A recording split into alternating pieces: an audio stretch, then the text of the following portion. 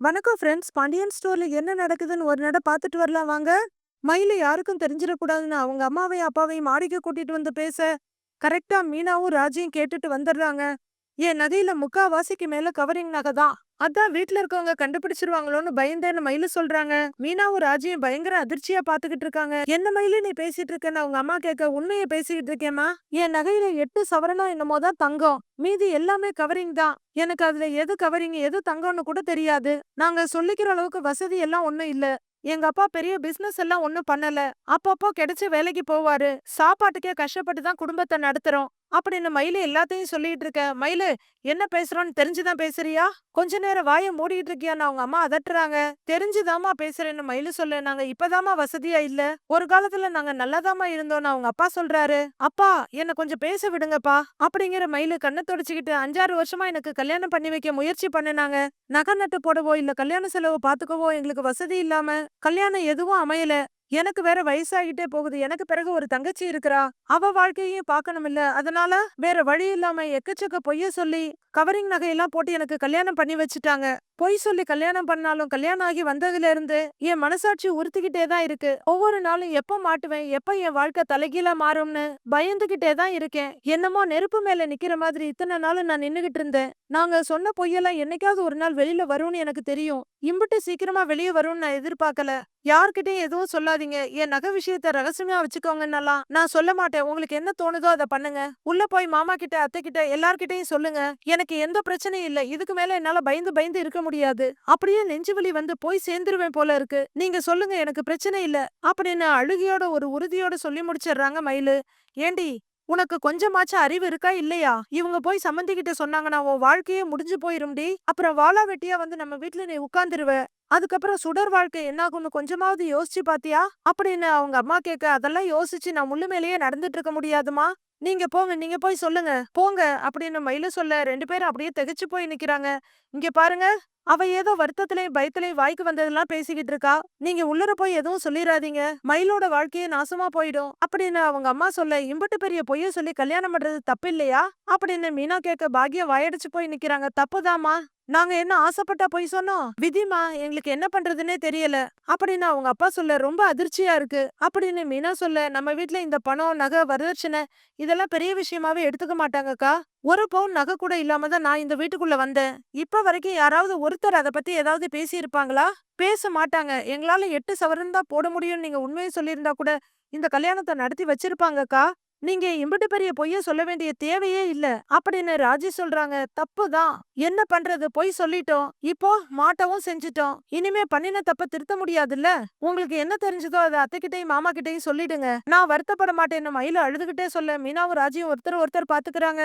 அக்கா, நீங்க செஞ்சது தப்புதான். உங்க பக்கம் எம்பட்டு பெரிய நியாயம் இருந்தாலும் நீங்க பண்ணினது தப்புதான்க்கா. அதே நேரம் உங்களை பத்தியும் கொஞ்சம் யோசிக்கணும். நாங்க இப்போ இத போய் சொன்னோம்னு வச்சுக்கோங்களேன், உங்க வாழ்க்கையே போயிடும். எங்களால உங்க வாழ்க்கை நாசமாகுறது எங்களால தாங்கிக்க முடியாது அப்படின்னு மீனா சொல்ல, பாக்குறாங்க எல்லாரும். நான் நினைச்சதான் அக்காவும் சொல்றாங்க. உங்க 2 பேரையும் நான் அக்கா அக்கான்னு கூப்பிடுறது வெறும் வாய் வார்த்தைக்காக இல்லக்கா. நான் மனசார கூப்பிடுறேன். நீங்க 2 பேருமே எப்பவுமே சந்தோஷமா இருக்கணும்னு தான் நான் நினைப்பேன். எனக்கு இப்ப தெரிஞ்ச விஷயத்த நான் யார்கிட்டயும் சொல்ல மாட்டேன். சத்தியமா சொல்ல மாட்டேன்கான்னு ராஜி சொல்ல, நெகிழ்ச்சியோட அவங்க அம்மாவும் அப்பாவும் ராஜிய பாத்துக்கிட்டு இருக்காங்க. அக்கா, நானும் யார்கிட்டயும் சொல்ல மாட்டேன். எந்த சூழ்நிலையிலும் சரி, எங்க மூலமா இந்த விஷயம் வெளியே வரவே வராது. எங்க மூலமா உங்க வாழ்க்கைக்கு எந்த பாதிப்பும் வரவே வராது. தைரியமா இருங்கன்னு அஷூரன்ஸ் கொடுக்கறாங்க மீனா. எங்களை நம்பலாம்கான்னு மீனா சொல்ல, ராஜியும் ஆமான்னு தலையாட்டுறாங்க. குழலியும் அரசியும் தீபத்தை ஏத்திக்கிட்டு இருக்காங்க. ரொம்ப நேரமா விளக்கையே ஏத்தி வச்சுட்டு இருக்கிற, வேற வேலை இருந்தா பாரு. நீயும் வேற வேலை இருந்தா பாருமா. என்ன சித்தப்பு அப்படிங்கிறாரு பழனி. அம்மா, மஞ்சக்கயிறு எங்கம்மா இருக்கு அப்படின்னு குழலி கேட்க, அதை எடுத்து கொடுங்கன்னு தட்ட வாங்குறாங்க கோமதி. அக்கா, ஆளுங்க தான் இருக்காங்களே, நீ எங்க வேலை செஞ்சுட்டு இருக்கங்கிறாரு பழனி. டேய், சும்மா இருடா, இவன் வேற குறுக்க குறுக்க வந்துகிட்டுன்னு கோமதி வேலையை பாத்துக்கிட்டு இருக்காங்க. அம்மா, ஸ்வீட் எங்கம்மா வச்சிருக்கான்னு குழலி கேட்க, இதோ பாரு அங்க இருக்கு, அதை பாருங்கிறாங்க. அம்மா, மாலை எங்கம்மான்னு குழலி கேட்க, ஏப்பா குழலி, வந்ததுல இருந்து அது எங்க இருக்கு இது எங்க இருக்குன்னு கேட்டுக்கிட்டே இருக்கியே, இவ்வளவு நேரமா மாப்பிள்ளை எங்கன்னு கேட்டுக்கிட்டே இருக்கேன், அதுக்கு பதில் சொல்ல மாட்டேங்கிறியே அப்படின்னு பாண்டியன் கேட்க, வருவாருப்பா அப்படின்னு அசால்ட்டா சொல்றாங்க குழலி. சரிப்பா, எப்பதான் வருவாரு அப்படின்னு பாண்டியன் மறுபடியும் கேட்க, வருவாரு, அப்படின்னு குழலி அழுத்தி சொல்றாங்க. ஏன்பா குழலி, புருஷனோட ஏதாவது சண்டையா அப்படின்னு மயிலோட அம்மா கேட்க, அதெல்லாம் ஒண்ணும் இல்லையே அப்படின்னு குழலி சொல்ல, பாண்டியனும் கோமதியும் ஒருத்தர் ஒருத்தர் பாத்துக்கிறாங்க. என்ன எல்லா ஏற்பாடும் முடிஞ்சது இல்லன்னு பழனி கேட்க, முடிஞ்சதுடா அப்படின்னு கோமதி சொல்றாங்க. சரி சரி, நாளை ஆகுறது, மாப்பிள்ளைகளையும் பொண்ணுங்களையும் சீக்கிரமா அழைச்சிட்டு வர சொல்லுங்க அப்படின்னு பழனி விளையாட்டா சொல்ல, ஆ அப்படின்னு அதிசயமா பாத்துட்டு இருக்காங்க கோமதி. என்னடா இங்க கல்யாணமா நடந்துகிட்டு இருக்குது அப்படின்னு குமாரசாமி சித்தப்பா கேக்குறாரு.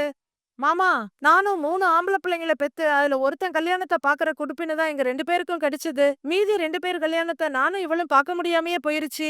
என்னைய பொறுத்த வரைக்கும் அவங்க 2 பேர் கல்யாணத்தையும் நேரடியா பாக்குற மாதிரி நினைச்சு சந்தோஷப்பட்டுக்க வேண்டியதுதாங்கிறாரு பாண்டியன். என்ன அப்படின்னு கோமதிய பார்வையாலேயே கேட்க, அவங்க தயக்கமா பாத்துக்கிட்டு இருக்காங்க.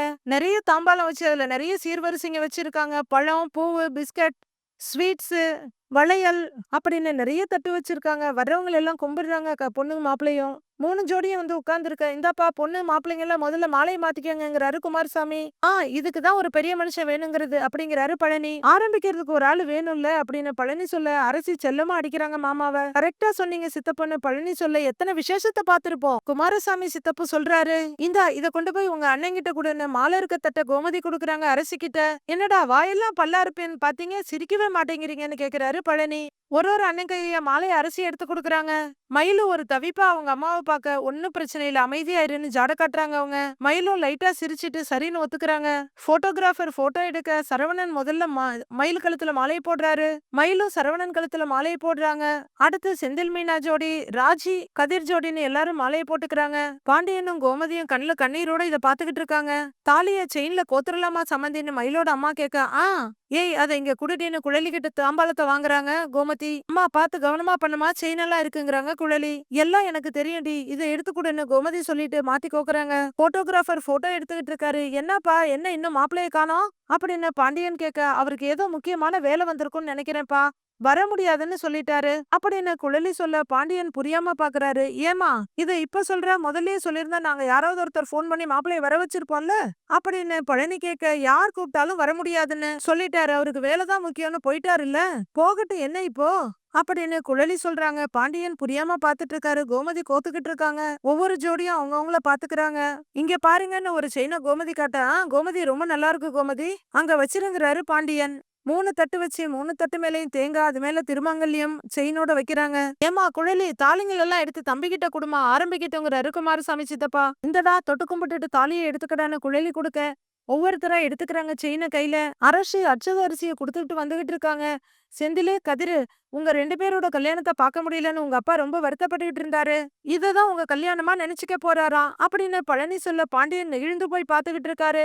எங்களுக்கும் அதே வருத்தம் தான், எங்க கல்யாணத்தை நீங்க பாக்கலையேன்னு. கவலையே படாதீங்க, அன்னைக்கு நடந்ததை அப்படியே ரீக்ரியேட் பண்ணிருவோம் அப்படின்னு மீனா சொல்ல, எல்லாருமே சிரிக்கிறாங்க. தாலிய கழுத்துல போட்டு விடு குமாரசாமி சித்தப்பா சொல்ல, சரவணன் செயினை கையில எடுக்கிறாரு. இந்த வீட்டுல எல்லாரும் என்னைய மருமகளா மரியாதையா நடத்துறாங்க, அந்த மரியாதை என்னைக்கும் நிலைக்கணும், எக்காரணத்தை முன்னிட்டும் இப்ப கிடைச்சிருக்கிற வாழ்க்கைய நான் இழக்க கூடாது அப்படின்னு மயிலு வேண்டிக்க, தாலி செயினை அப்படியே அவங்க கழுத்துல போட்டு விடுறாரு சரவணன். எல்லாரும் அட்சத அரிசியை தூவுறாங்க. மயிலோட அம்மா அப்பா, பாண்டியன், கோமதி எல்லாருமே நெகிழ்ச்சியோட அட்சத அரிசியை தூவிக்கிட்டு இருக்காங்க. அடுத்து செந்தில் மீனா கழுத்துல போட்டு விட போறாரு. மீனா ரொம்ப குறும்பா தலையை நீட்டி வாங்கிக்கிறாங்க.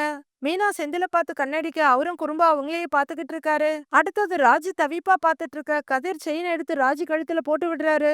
எல்லாரும் அட்சத அரிசிய மழை மாதிரி தூவுறாங்க. கதிர் ராஜி தலையில இருக்க அந்த பூவோட இதழ்கள் எல்லாம் எடுத்து விடுறாரு.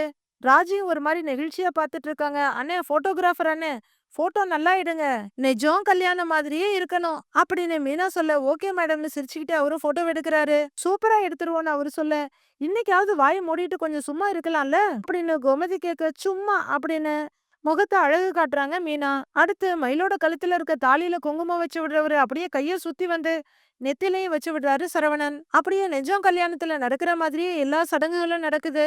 மயிலும் சரவணனும் ஒரு மாதிரி இருக்க, கதிரும் ராஜியும் ஒரு மாதிரி தவிப்புல இருக்க, ரொம்ப சந்தோஷமா இருக்க ஜோடி மீனாவும் செந்திலும் தான். அடுத்து குழலியும் அரசியும் சேர்ந்து அவங்களுக்கு ஆரத்தி எடுக்கிறாங்க. அப்பா ஆசிர்வாதம் பண்ணுங்கப்பான்னு சரவணனும் மயிலும் பாண்டியன் கோமதி காலில் விழுறாங்க. அவங்க அவங்கள நல்லா இருங்கன்னு பிளஸ் பண்றாங்க. அடுத்து செந்தில் மீனா, அடுத்து ராஜி கதிர் இப்படி பாண்டியன் கோமதி காலில் விழுந்து ஆசீர்வாதம் வாங்க ரொம்ப சந்தோஷமா இதை பாத்துக்கிட்டு இருக்காங்க அவங்க. அடுத்து சரவணனும் மயிலும் மயிலோட அம்மா அப்பா கால்ல விழுந்து பிளஸ் பண்ண அவங்களும் ஆசீர்வாதம் பண்றாங்க. அடுத்து மீனாவும் செந்திலும் அவங்க கால்ல விழுந்து ஆசீர்வாதம் வாங்கிக்கிறாங்க. அடுத்து ராஜியும் கதிரும் இதெல்லாம் பாக்குற குழலியோட கண்கள்ல லேசா கண்ணீர் வடியுது. யாருக்கும் தெரியாம தொடச்சுக்கிறாங்க. பாண்டியன் இத கோமதி கிட்ட சுட்டி காட்டுறாரு. கோமதி குழலிக்கும் அவங்க வீட்டுக்காரருக்கு ஏதோ பிரச்சனை போல அப்படின்னு பாண்டியன் சொல்ல, ஏங்க நேத்து பேங்க்குக்கு போயிட்டும் போது அவங்க மாமியார் அவ்வளவு திட்டிட்டு இருந்தா, என்னமோ பிரச்சனை இருக்குன்னு நினைக்கிறேன் அப்படின்னு மெதுவான குரல்ல கோமதியும் சொல்றாங்க. இருக்கட்டும், சடங்கெல்லாம் முடியட்டும், அதுக்கப்புறம் அந்த பிள்ளைகிட்ட பேசிக்கிடலாம் அப்படின்னு பாண்டியன் சொல்ல சரிங்கங்கிறாங்க கோமதியும். குழலி தன்னை சமாளிச்சுக்கிட்டு இருங்க இருங்க இருங்க, என்ன இன்னும் எல்லாரும் என் கால்ல விழாம இருக்கீங்க, என் கால்ல விழுங்க, விழுங்க அப்படின்னு சொல்ல 3 சைடையும் குழலியோட கால்ல விழுந்து கும்பிடுறாங்க. அச்சத அரிசிய போட்டு நல்லா இருங்க நல்லா இருங்க அப்படிங்கிற குழலி போட்டோகிராஃபர் நல்ல போட்டோ சூப்பரா எடுக்கணும் அப்படின்னு சொல்லி நடுப்பற நிக்கிறாங்க. ஒரு பெரிய ஃபேமிலி போட்டோ எடுக்கிறாங்க. எதிர் வீட்டுல வெளியே வர்ற பாட்டி தவிப்பா அந்த வீட்டையே பாத்துக்கிட்டு இருக்காங்க. பின்னாடி வந்த வடிவும் ஒரு பார்வை பார்த்துட்டு வாசல் தெளிக்க தண்ணி எடுத்துட்டு வந்துட்டு இருக்காங்க. என் பேர பிள்ளைங்க யாராவது வெளியே வந்தா பாக்கலான்னு பாத்துக்கிட்டே இருக்கேன், யாரும் வந்த பாடு இல்ல அப்படின்னு பாட்டி வருத்தமா சொல்ல, வடிவு அவங்க பாட்டு செடிங்களுக்கு தண்ணி ஊத்த ஆரம்பிக்கிறாங்க. ஏன் வடிவு, நீ எதுக்கு இந்த உச்சி வெயில்ல வந்து தண்ணி ஊத்திக்கிட்டு இருக்கிற அப்படின்னு பாட்டி கேட்க, எப்பவா இருந்தாலும் தண்ணி ஊத்தணும் இல்லத்த, அதான் அப்படிங்கிற வடிவோட கண்ணம் எதிர் வீட்டுக்கு போயிட்டு போயிட்டு வருது. மயிலு தான் ஒரு தட்டுல சாப்பாடு எடுத்துட்டு வர்றாங்க. வர்றவங்க கான்னு கூப்பிட்டுட்டு இருக்காங்க. இவங்க 2 பேரும் ஆர்வமா அங்கேயே பாத்துக்கிட்டு இருக்காங்க.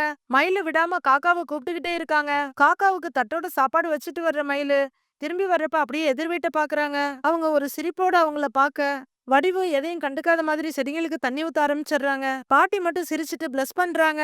உள்ளர வர்ற மயிலு அங்க குழலியும் அரிசியும் இருக்கத பார்த்துட்டு சத்தம் இல்லாம அப்படியே ராஜியோட ரூம்குள்ள வந்து ராஜின்னு கூப்பிடுறாங்க. அக்கா வாங்கக்கான ராஜி சொல்ல, வாங்க நீன்னு கதிரும் எழுந்திருக்கிறாரு. சாரி ராஜி, அது ஒண்ணும் இல்ல, ரொம்ப நேரமா உன் அப்பத்தா வெளியவே நின்னுட்டு இருக்காங்க, இப்ப வெளியே போகும்போதுதான் பார்த்தேன், வேலை செய்யற சாக்குல உன் அம்மாவும் நம்ம வீட்டையே பாத்துக்கிட்டு இருக்காங்க, உன்னை பார்க்கதான் வெயிட் பண்றாங்கன்னு நினைக்கிறேன், நீ ஒரேட்டு வெளியே போய் பாக்குறியா, இல்ல உன்னை பார்த்தா அவங்க சந்தோஷப்படுவாங்க, உனக்கும் கொஞ்சம் சந்தோஷமா இருக்கும், போய் பாரு அப்படின்னு தயங்கி நிக்கிற ராஜகிட்ட சொல்லிட்டு மயிலு வெளியே போயிடுறாங்க. இங்க இருக்கிறவங்க என்ன சொல்லுவாங்க, அங்க இருக்கிறவங்க என்ன சொல்லுவாங்கன்னா யோசிக்காத, உனக்கு எது சரின்னு படுதோ அதை நீ பண்ணு அப்படின்னு கதிர் சொல்ல, நீயும் என் கூட வர்றியான்னு கேக்குறாங்க ராஜி. வர்றேன் வா போலான்னு கதிர் சொல்ல 2 பேரும் ரூமை விட்டு வெளியே வர்றாங்க. 2 பேரும் ஹாலுக்கு வர, ஏய் ஏய் எங்க போறீங்க 2 பேரும் அப்படின்னு குழலி கேட்க, வெளியே போய் போட்டோ எடுக்க போறோங்கிறாரு கதிரு. போட்டோவா, நான் என்ன அரசி கேட்க, ஏய் புருஷன் பொண்டாட்டி ஜோடியா போட்டோ எடுக்க போறாங்க, எல்லாத்துக்கும் கூட வருவியா, நீங்க போங்க, நீங்க போங்கன்னு குழலி பர்மிஷன் கொடுத்துடுறாங்க. ராஜியும் கதிரும் வெளியே வர, பாட்டியும் வடிவும் தலைய நீட்டி நீட்டி கொக்கு மாதிரி பாத்துக்கிட்டே இருக்காங்க. வெளியே வந்து நிக்கிற 2 பேரையும் பார்த்த உடனே பாட்டியோட கண்கள் அப்படியே ஆனந்தத்துல விரிஞ்சிடுது. 2 கையையும் தூக்கி நல்லா இருங்கன்னு பிளஸ் பண்றாங்க. அங்க இருந்து ரொம்ப அருமையா இருக்கீங்கன்னு ஜாட காட்டுறாங்க. வடிவும் மக கழுத்துல இருக்க தாலி செயினையே பாத்துக்கிட்டு இருக்காங்க. பாட்டி அப்படியே 2 கையாலையும் திருஷ்டி எடுத்து நெத்தி முறிக்கிறாங்க. அதே நேரம் சரியா பெரிய தலைவர் முத்துவேல் பைக்ல வர்றாரு. அம்மாடி அம்மா, அவன் வர்றான் போல இருக்கு, தேவையில்லாம ஏதாவது பேசிட போறான், உன்னை நீ உள்ளர போ உள்ளர போன்னு வடிவ உள்ளர அனுப்பிடுறாங்க பாட்டி. வடிவும் வேகமா உள்ளர வந்துடுறாங்க. பாட்டி மட்டும் வெளியே நின்னு பாத்துட்டு இருக்க முத்துவேல் வந்து பைக்கை நிறுத்துறாரு. முத்துவேல் அங்கேயே வண்டியோட நிக்க ராஜு கையெடுத்து கும்பிடுறாங்க. என்ன நடக்குதுன்னு வடிவும் மாறிய உள்ளர இருந்து பாத்துக்கிட்டு இருக்காங்க. வண்டியை நிறுத்திட்டு இறங்குற முத்துவேல் இவங்கள ஒரு பார்வை பாக்குறாரு. வெளியே நிக்கிற அம்மா கிட்ட எதுவும் சொல்லாம உள்ளர போயிடுறாரு.